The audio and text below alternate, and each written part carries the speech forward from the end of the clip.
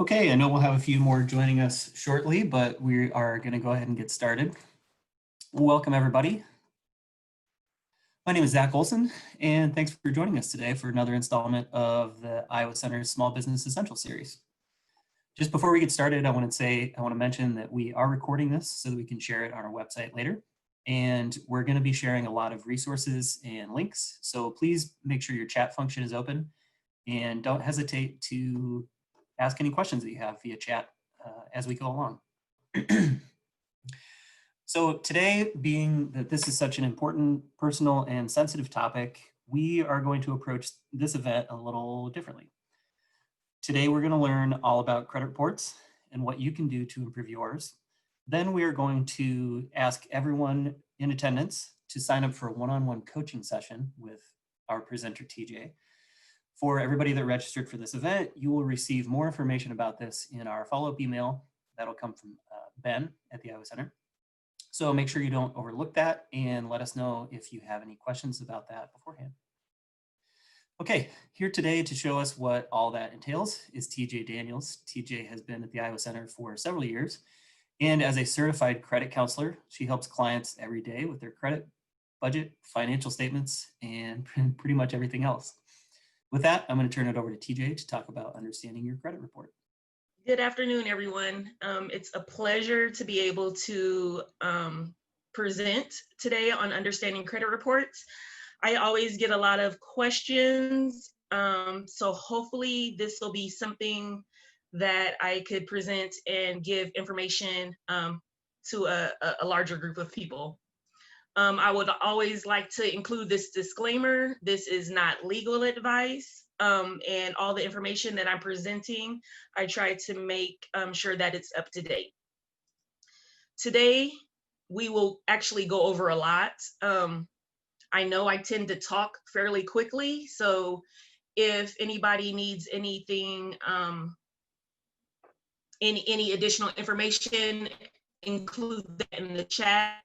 I remember to go over that towards the end, or we could talk about additional items during our one-on-one.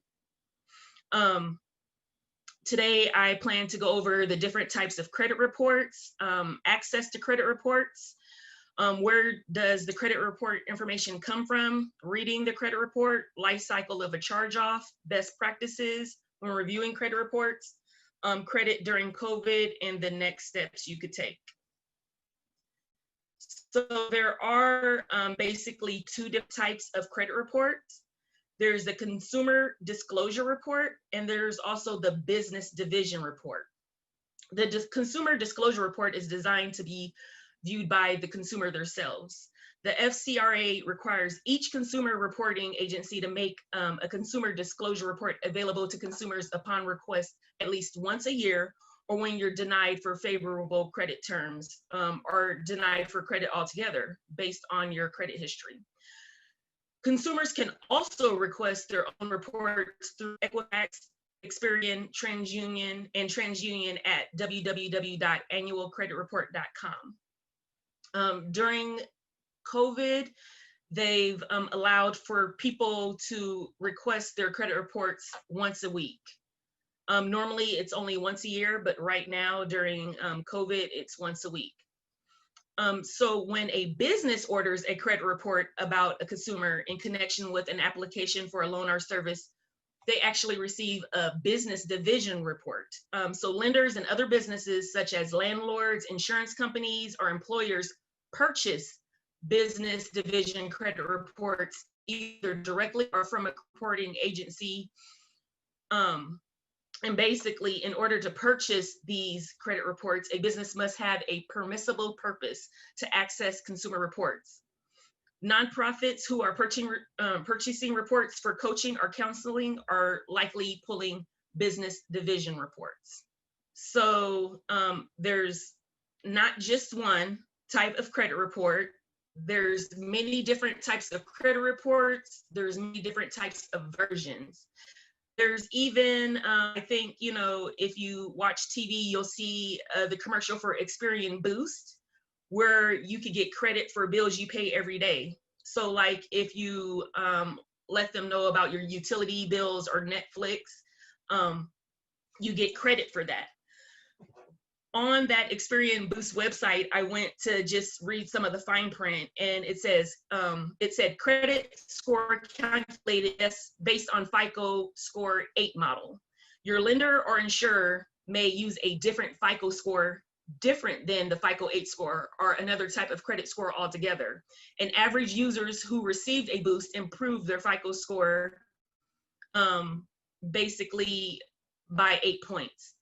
And some may not see improved scores or improved odds. Not all lenders use credit information impacted by by Experian Boost.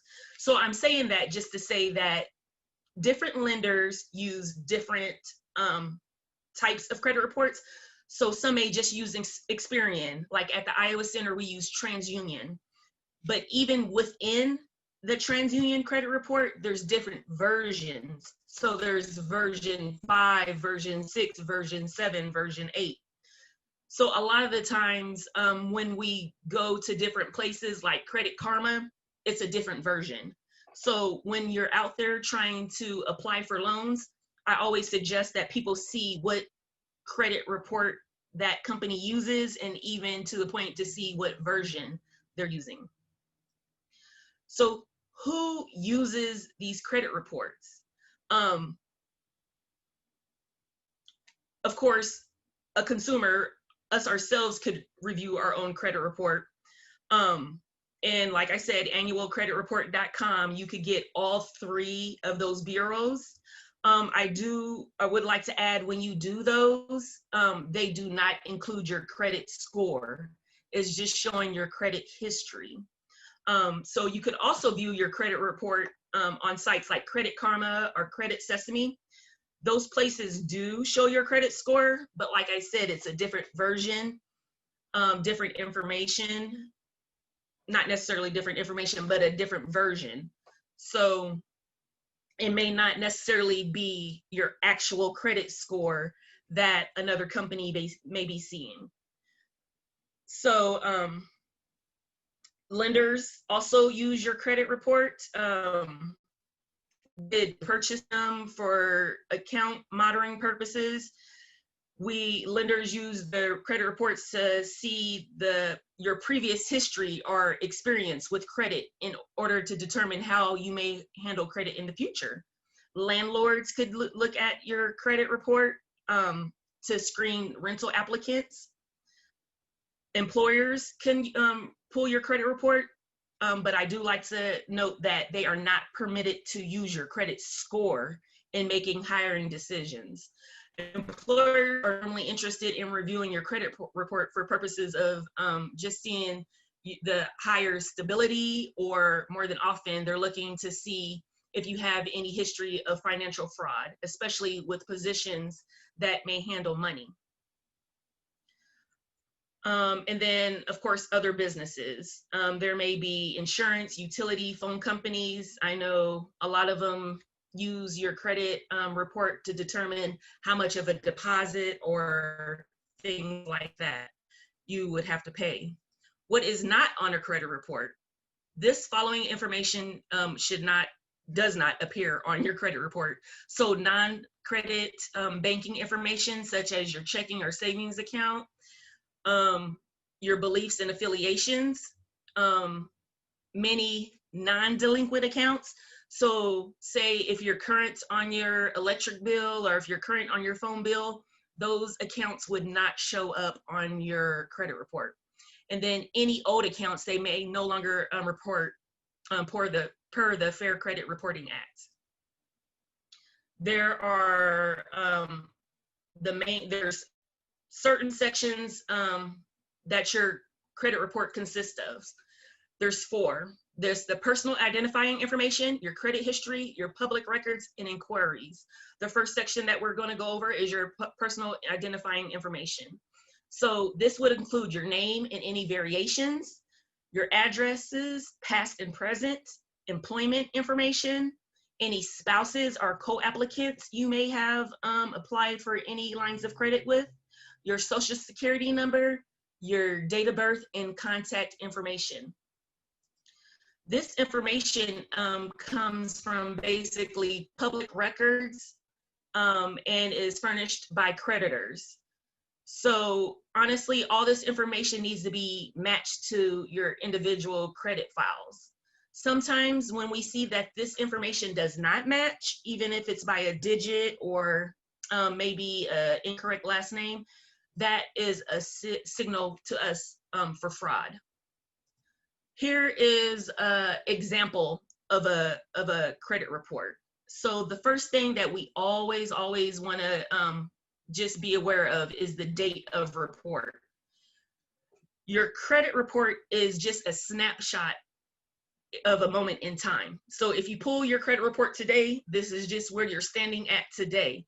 And when we save our credit reports and we go back to look for the differences, this is what we want to pay attention to, the date of the report. Now, why I say that, you also have to be mindful of how often your creditors report to your credit agency. So some places report every month on the 26th, or some places report once a quarter. So while you're looking at your credit report, sometimes it's really helpful to know how often those places report to your credit bureau. So another thing to note, the names and other names reported, try to do a little outline there for you guys.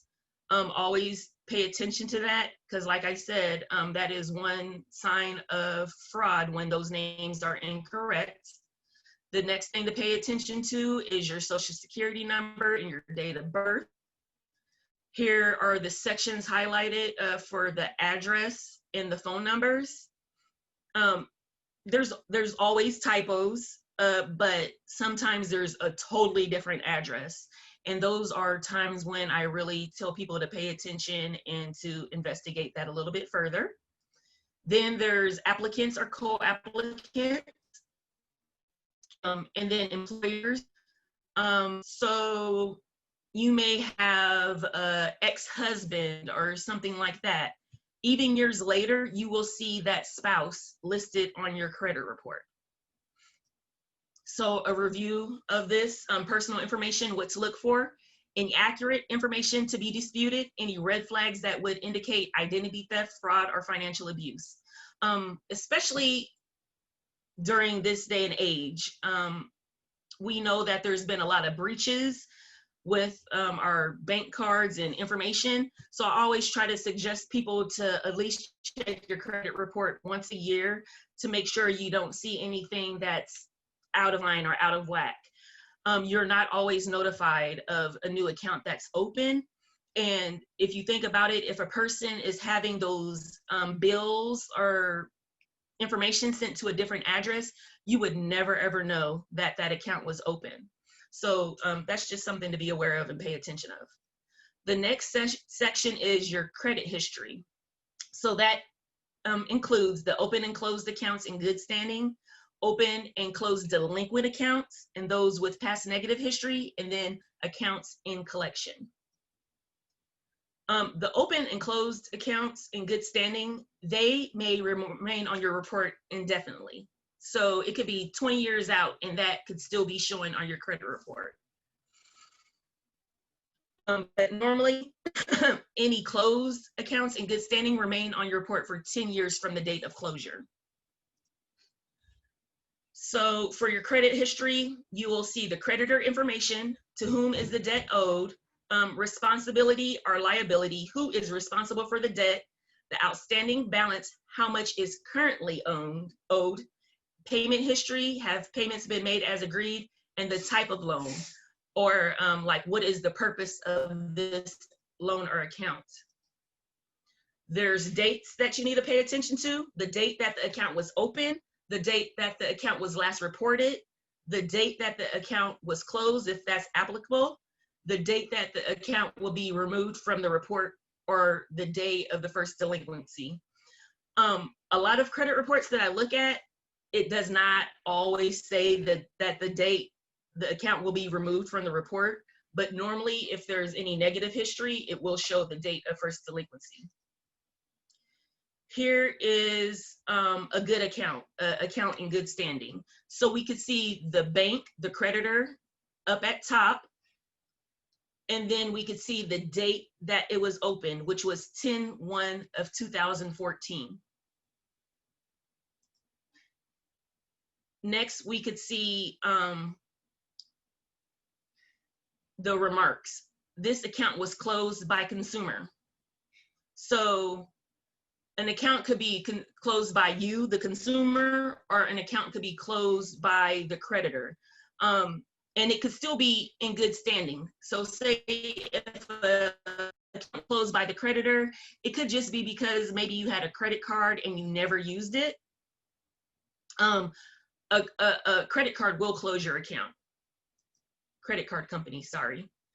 So if we're looking at this one, we're going to do a quick poll. Look at this one and tell me what type of account is reflected here. Zach will put that poll up in a second. What type of account is reflected here? Is it a closed account, a credit card account, or a current account? What type of account? Give you guys a couple of more seconds to answer. Okay, we have some answers, so we could end the polling really quick. And the type of account we are showing is a revolving account. It's a credit card. So those who answered credit card were correct. This is the loan type, credit card. When the account opened, it had a $1,000 limit. Okay, so here's the next poll. Who was responsible for this account? Who is responsible for this account? Credit card, individual, or joint? This was an easy one. We'll end polling. So of course we see that this was responsibility was individual. Geneva was responsible for this account. Credit reports provide information about who is responsible for the account listed. So most of the time you could see individual, joint, or authorized user. That's what we'll normally show here at in this spot. So if we look, how did Geneva manage this account? This is the next poll that's going to pop up. Did she do a good job or did she do a bad job? Let us know how Geneva managed this account. Geneva managed this account pretty well. We see the balance is 0. Her high balance, she did a great job. We look at the payment history down here and we see that she paid all of them on time. So she did pretty good. We know that this account is closed by the consumer from the remarks, and we check her pay status. It was current and paid or paying as agreed. So she did a really good job. So the next section of the credit report is open, closed, and delinquent accounts. So negative information remains on the credit report for up to 7 years from the date of the first delinquency. I know people always gets the dates mixed up, but it's 7 years from the date of the first delinquency.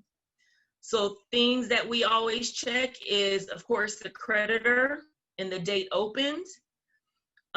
Next, we'll do another poll. What type of account is reflected here? So let me know what type of an account was here.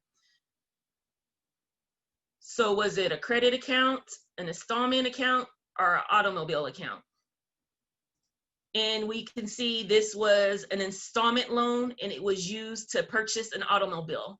So technically an installment loan type, but it was an installment account type, but an automobile loan. So we can see that the terms of the loan, they paid $295 per month for 48 months. We're going to do another poll. How well is Geneva managing this account? Is she doing okay, good, bad, not sure? Give you a few seconds to answer this one. Okay, let's end polling. And I apologize, we're going pretty fast on this, but it's because we have a lot of information to go over. I just wanted to have an interactive type portion to this. So the first thing I check always is the pay status. The pay status tells me that this account is current, paid, or paying as agreed.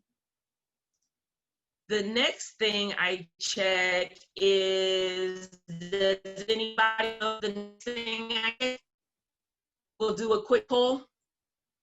What else do I check? Do I check the payment date, the payment history, the balance, or not sure?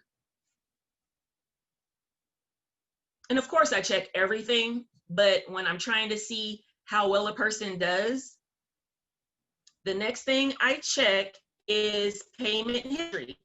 If you see down below for July, it shows 30 days late. She stumbled. At that point, we see 30 days late, but we could see August, September, October, November, December, she got back on track. So ultimately, I would have answered, she's doing okay. She's not doing bad because she's still not past due. If she was, it would have started saying 30 days late on August, and then in July, it would have said 60 days late. And then if she continued to be late, it would have changed to 90 days late in July, 60 days late in August, and then 30 days late in September. So we could see that she kind of fell behind, but she got back on track. Even though she got back on track, please note that this is your credit history.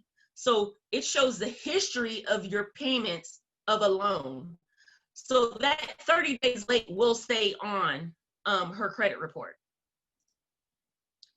So the next portion we're going to look at is accounts in collection. So negative account information remains on the credit report from 7 years from the date of first delinquency.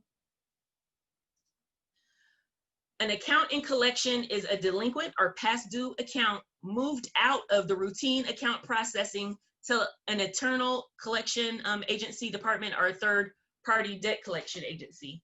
So this is when Sprint no longer handles your past due bills, and they may sell that account to a collection agency or move it over to Sprint's collection agency.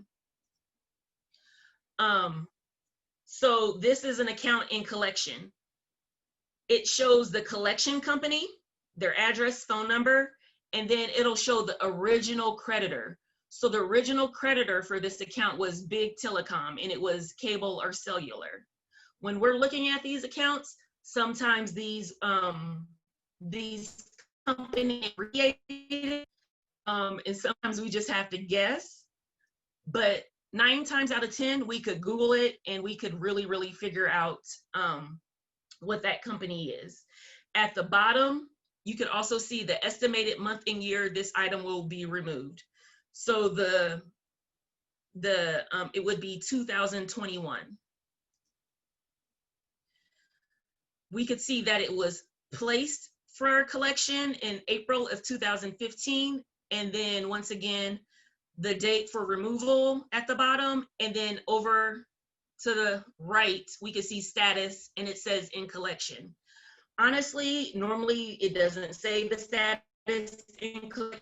It's just under a heading of it being in collections, and all the accounts in collections are labeled underneath that section heading.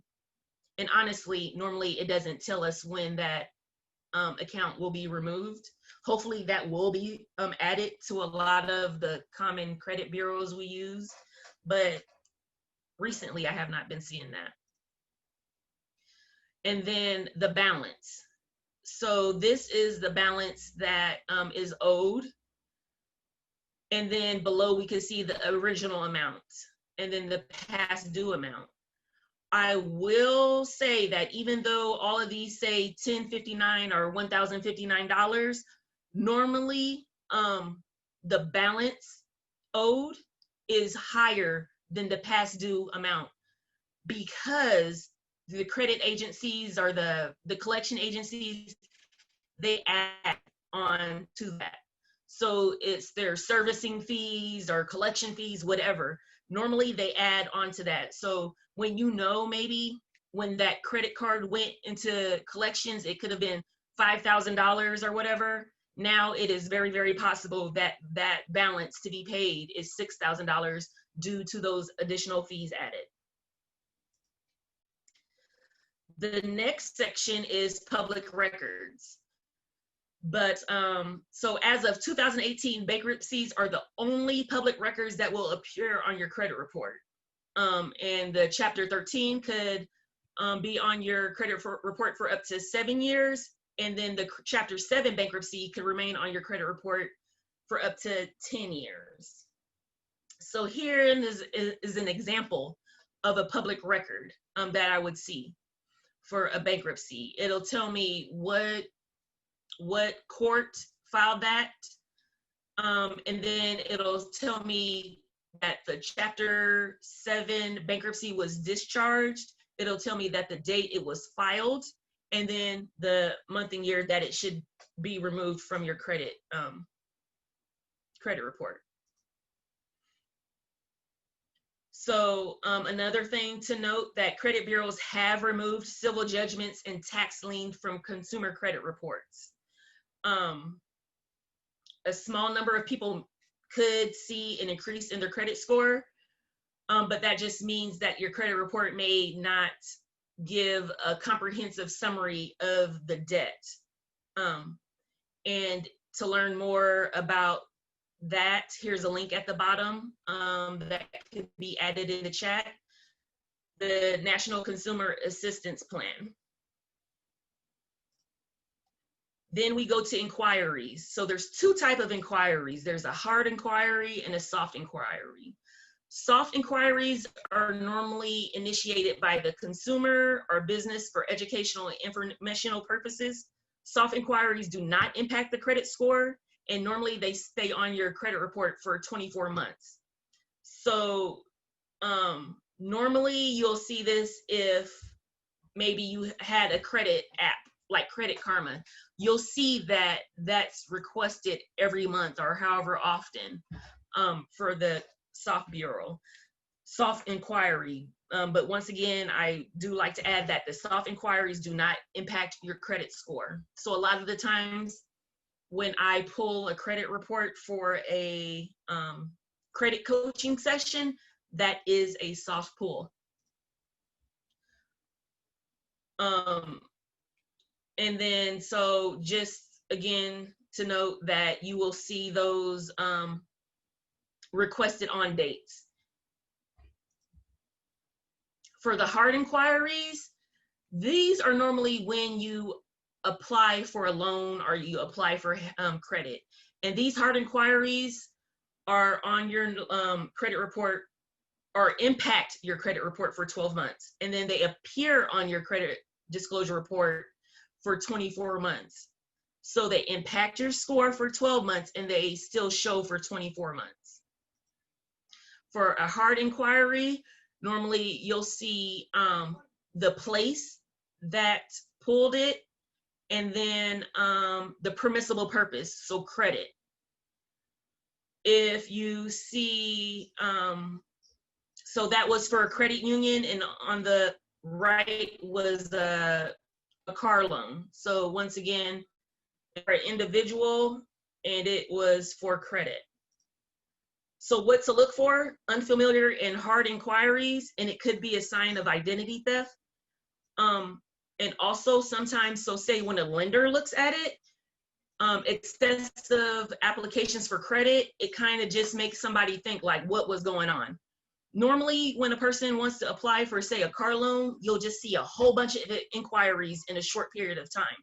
But if you see it month after month after month after month, people will start to question that. So just once again, those are the main sections of your credit report. And what would a credit report tell us? Basically, it's showing us a financial pattern that just basically will show your stability and ability to make ends meet. It shows the debt obligations that might reflect ability to manage emergencies and save. And it also will show us your building credit that may reflect potential for financial security. We don't just look at credit to see bad things. We look at a person's credit history, especially with credit coaching, to see on what areas may we need to work on. Normally when situations happen in a person's life, it will reflect on their credit history. So say if your car broke down, you became late on your credit cards. Normally, when I look at a person's credit report, I could tell that something happens. And as a coach, what I do is try to prepare for the future. So maybe we need to help the person get a credit card, or maybe we need to budget so we could start saving money. So there's different reasons that there's different situations that we could see from a credit report. During a credit report review, we monitor identity protection, on-time payments, amount of debt owed, types of credit sought, and access to use of financial products. Sorry. And then, so especially during COVID right now, we're seeing a lot of different phases. So with people probably being laid off or losing their jobs, we're seeing people just trying to survive. So they use credit to try to get through the crisis. They're trying to protect from any unnecessary damage. So maybe it's medical bills that you knew were going to come up and you knew you owed, but of course, when you're just trying to survive, how do you protect your credit from that unnecessary damage? Basically, there's ways, honestly, to handle that. And then we go into the recover phase. So we leverage credit to get us through the recovery. And then, of course, we rebuild. We utilize credit as an asset. So here are some best practices for keeping your credit score strong. Basically, I always say try to keep it active. You establish and maintain a mix of at least 3 active installment and revolving credit trade lines, and always, always, always pay on time. I think I'll have the little pie chart to show what percentage of each portion of your credit scores affect your credit score, but it's 35% of your payments that affect your credit score. So when a person is working on their credit, that is the main thing that we focus on, is always paying your active trade lines and making sure we keep those on time. And then keep it low, lower your debt balances on revolving credit lines. I know sometimes that's just not possible, but that is also one of the ways to keep your credit score up. And then keep it up. You want at least 6 months of credit history and activity on your credit report at any time. When COVID-19 impacts your ability to pay your bills, like I said, I mean, a lot of people are going through it right now. What do we do? The first step I always tell people is to contact the creditors immediately. There's always an option. Creditors know the situation. People, even during a non-COVID time, creditors understand life happens. To avoid the situation or avoid the conversation is the worst possible thing you could do. Sometimes when I know a person may be just fearful of just having that, the times I tell people just to email somebody, email your banker or email your lender, or even chat. That way you're not feeling as confrontational, but you're still handling that situation. The next thing I always suggest is pull and keep your credit reports. The only way you could be aware is just to be knowledgeable on that situation. And then consider adding a consumer statement. So going over what I said, contact all creditors, prioritizing those with accounts reporting to the credit bureaus. So there's some accounts that do not report to your credit bureaus, and there's some accounts that do report. always knowing that is the first step. Of course, you'll always want to pay your debts and keep up, but you always want to work with the people that are reporting to the credit bureaus first. And then know and research your options with your credit cards, your student loans, and your mortgages. Of course, right now with the federal student loans, there's a lot of forgiveness going, well, not forgiveness, but deferments going on. And there's just time right now where they're not, they're still collecting payments, but they're not going actively after people, I guess I could say. And then another thing you could do is cancel your automatic draft. Like when you have those automatic payments coming out of your account, if you know situations are getting hard, cancel those immediately and just start making those payments manually. Ways that creditors may work with the consumers. They may maintain loan terms with flexibility, with grace periods. So that's what the student loan thing is doing. They're giving grace periods, waiving fees, and then with reporting, they report with special codes to your credit report just to show that you've been impacted by a crisis. There's forbearance or deferments, maybe interest-only payments or payments are postponed for a while. And then there's also the possibility of payments may be shifted to the end of the loan term. And then there's loan modifications where basically people are changing the structure in terms of the loan, or even doing a refinance or restructuring the delinquent or bad debt. So like I said, there's always options. And I just always want our clients just to be aware. So the CARES Act, I know a lot of us have heard of that. There's considerations and reporting. So if your account is current and you make an agreement to make a partial payment or skip a payment, basically they have to keep on reporting that you're current. And this applies only if you're meeting the terms of the agreement. If your account is already delinquent and you make an agreement, then your account will maintain that status during the agreement until you bring your account current. But if your account is already delinquent and you make an agreement and you bring your current, the creditor must report that you're current on that account. So just knowing that is really, really important. Here's that pie chart I was telling you about. 5% of your payment history. That is what, that's how much weight that holds for your credit scores. And then amounts owed is 30%. So when I say try to keep your balances low, is really, really important. That's, 65% of your score. Once again, number 2 on that was to pull and keep a copy of your credit report. Once again, it's www.annualcreditreport.com. You get a free weekly report through April of 2021. When you go on that site, it'll ask you, do you want, and then after that date of April 2021, you'll be able to get 6 free credit reports through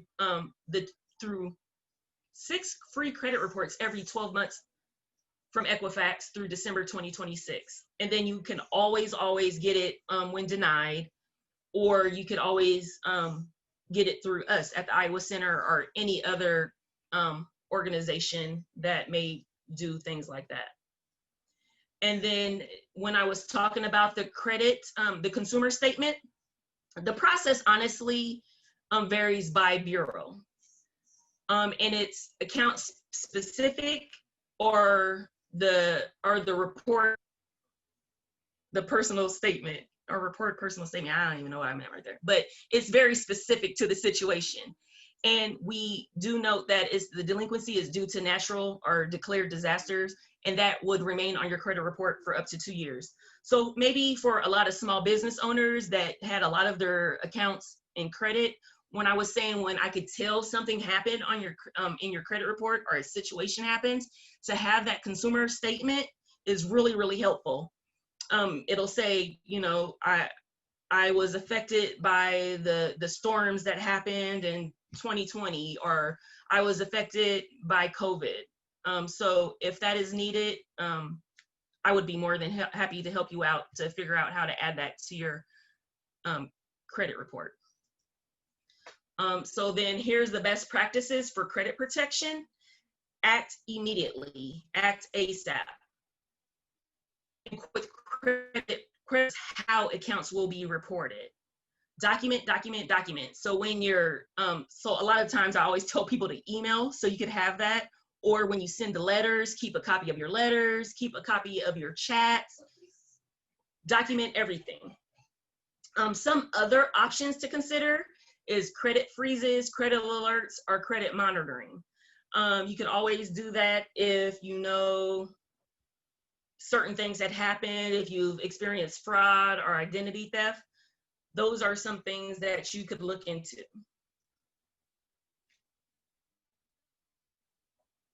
So here are some common threads with scams.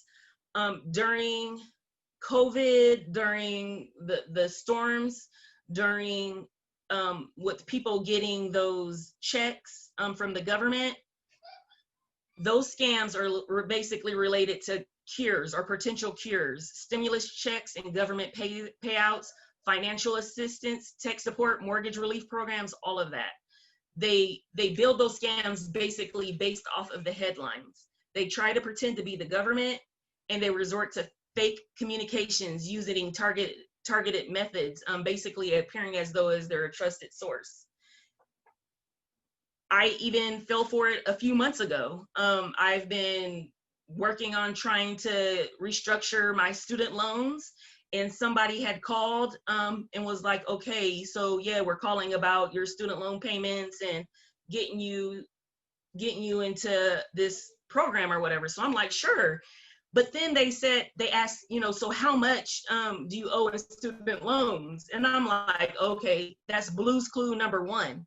They would never ask me. They're telling me how much I owe. They would already know. And honestly, the student loan people don't ever call you. And I know that, so I don't know why I fell for it. But even the best fall for stuff like that, especially when you're really, really working hard on getting your credit together or catching up on your mortgage. It's always best just to call them. Don't trust when people call you or the emails. A lot of it has been scams lately. Here are some resources. If you've had any issues or problems with scams, you can file a complaint. Here's some of the common scams you can see. And it's consumerfinance.gov. Resources on identity theft, if that's anything that you've had any issues with. And here's examples of actual scam audio from the FCC. So those are some of the federal resources.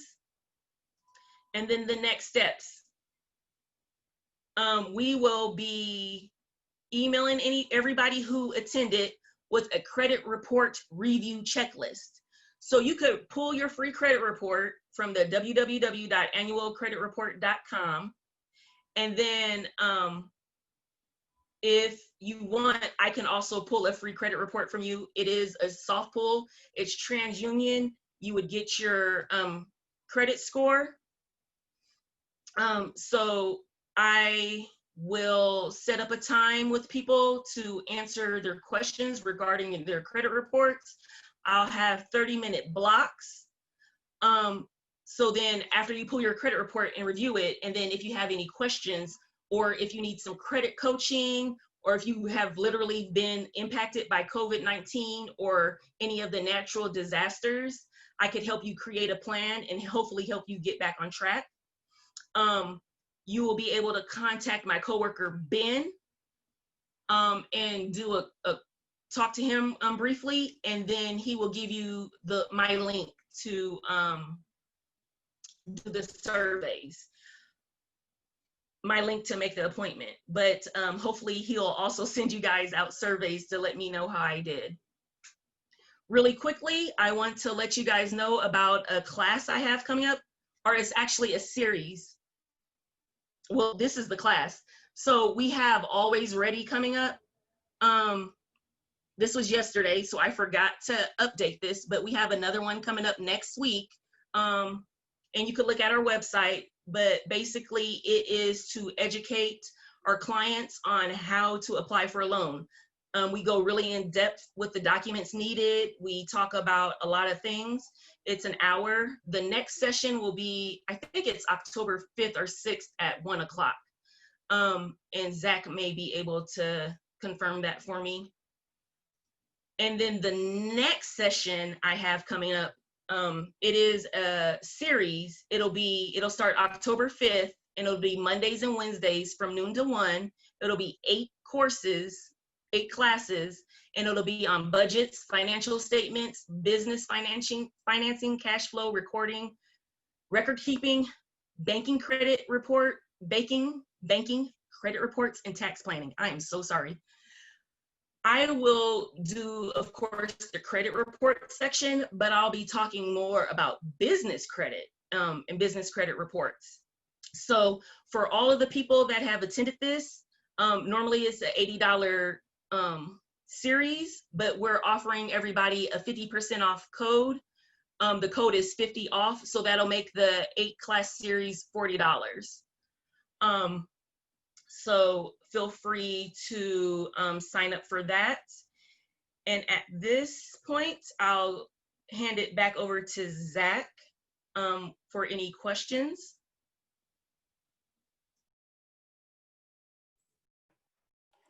Hey, first of all, thanks, DJ. This has been fantastic information. I do have a few questions for you. These are completely anonymous. I won't reveal who's asked these. First question is, do retail store credit cards help build my credit score? If I want to stop using a card because I keep running up the debt, do I just stop using it or should I cancel it? I heard that canceling a card is bad, but I can't trust myself with my Gap card anymore. So, retail credit cards do report to your credit bureaus. If you are not handling that credit in a positive way, I do suggest you closing that account.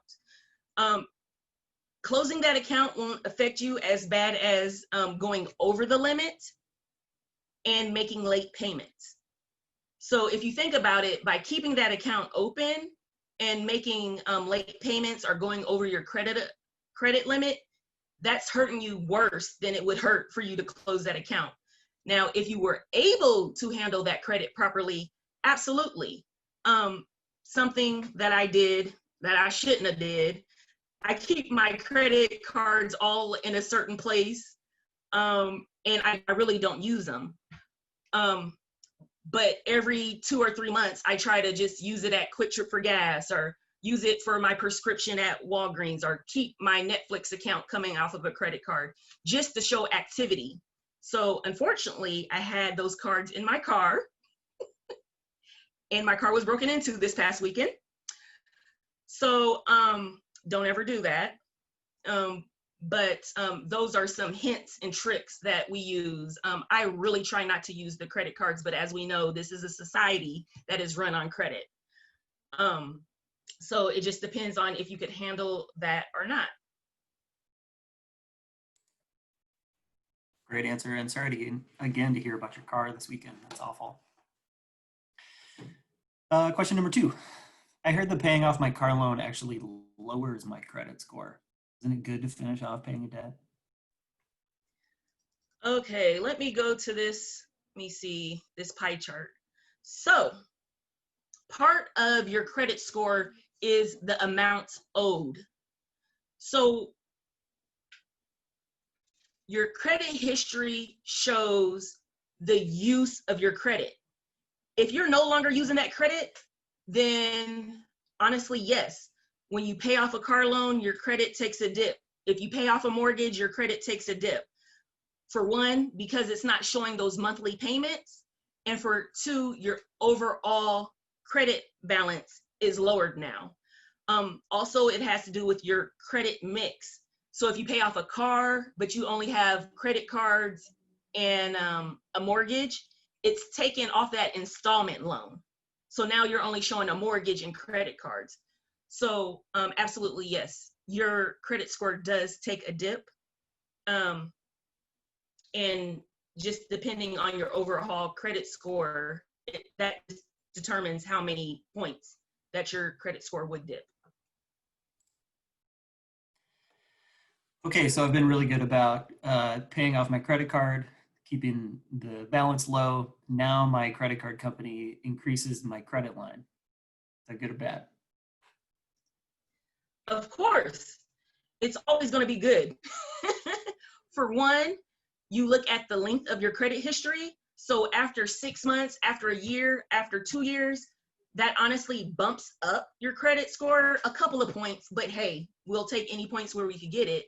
But it also, it would also increase because of when we look at your credit report, it'll show it's probably back too far, but it'll show your credit balance, and it'll show your credit amount. So say if they bumped up your credit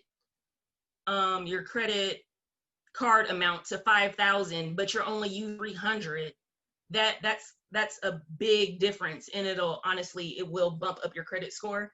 I've been seeing a lot lately where credit cards are bumping up the credit limits without people even asking for it, which can be detrimental for people who don't necessarily handle their credit in a positive way. But yeah, that's absolutely good.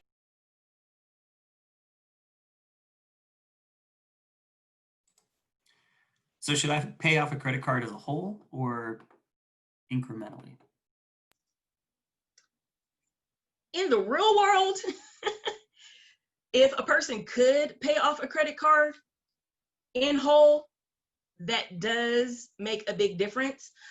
From all the classes I've attended on credit reports and credit scores and all that stuff, they always say try to maintain a balance below 30% of your credit limit.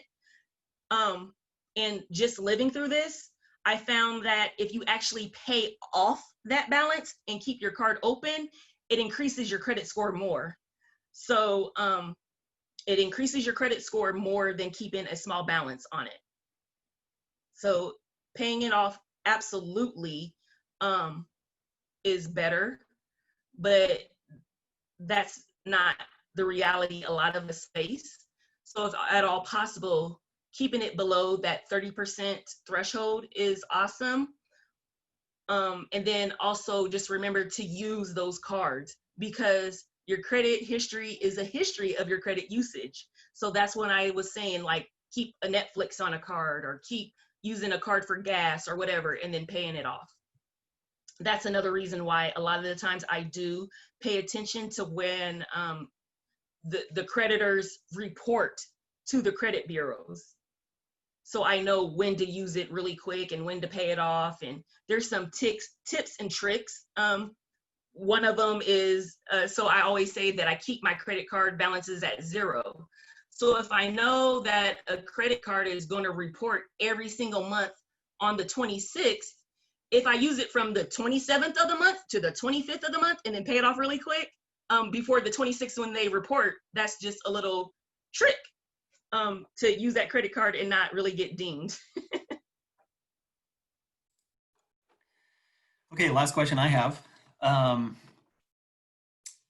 Let's say you find yourself in the unfortunate position where you have run up the bill a little bit on a few cards, so you have a high balance. Is it a good idea to look into a consolidation loan? How does that affect your credit?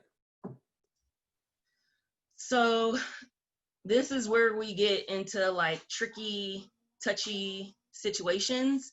For one, we have to pay attention to how much, or the interest rates. We pay attention to the interest rates for everything.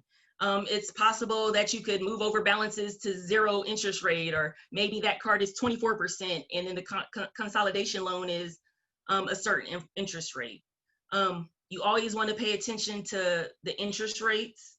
So I cannot say that that's always the best situation. If you've already have some late payments on your credit cards, that consolidation loan may actually have a higher interest rate than what it would have been to have those credit cards. So like I said, every situation is different. Sometimes even just to have that one payment of course, is a better situation, but depending on the interest rate, it may not be. A lot of the times I tell people if you're already late, it's already done the damage to your credit score. So sometimes I suggest the snowball method of maybe just paying off your lowest balance card and then keep on moving. Because at least then we have one negative off of our credit report that's reporting monthly. So it's really hard to answer that because every situation is different. But once, honestly, a credit card starts reporting negatively or goes into collections, it's already done the damage on your credit report. So honestly, what I try to tell people is like to let's minimize that damage and then move forward.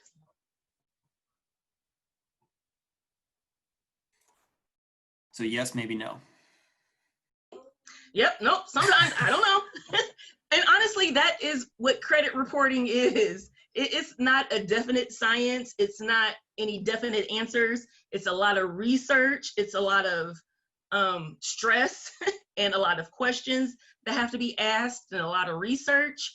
But that is what we know for sure about credit reports. Nothing is definite. Well, and everybody's is a little unique, right? It's going to be subjective ultimately. So with that, I'll smoothly transition into a reminder that we're going to do an added layer of engagement, hopefully with this event here today. We learned a lot from TJ today. We would also like to extend the offer of one-on-one credit report coaching with TJ to everybody who participated today. So you're all going to receive an email from Ben Schultz with a little bit more information about how to schedule time with TJ and what all you need to bring along to that meeting so that she can help you as much with your credit report as she can. On the topic of new education, I also have a brand new platform coming out called Dreammaker, a little selfless plug for myself. If you're a current business owner who's been plugging away for a couple of years and you wonder what's next, we're going to be diving into how you can improve every facet of small business ownership to make your next step towards sustainability and growth. So if you want to learn a little bit more about that, please check out our website. I put a link to that and all of the courses that TJ mentioned earlier in the chat function here. And we'll share that again in our follow-up email afterwards. So we've taken up. And don't forget about First Friday. I forgot to mention First Right, Friday. Yeah, and we'll see everybody on Friday. Okay, I don't think I have anything else. With that, I'm going to say thanks again to TJ. That was an excellent and huge amount of information that we just received from you. Another great session. Thanks to everybody for joining us today, and have a great day.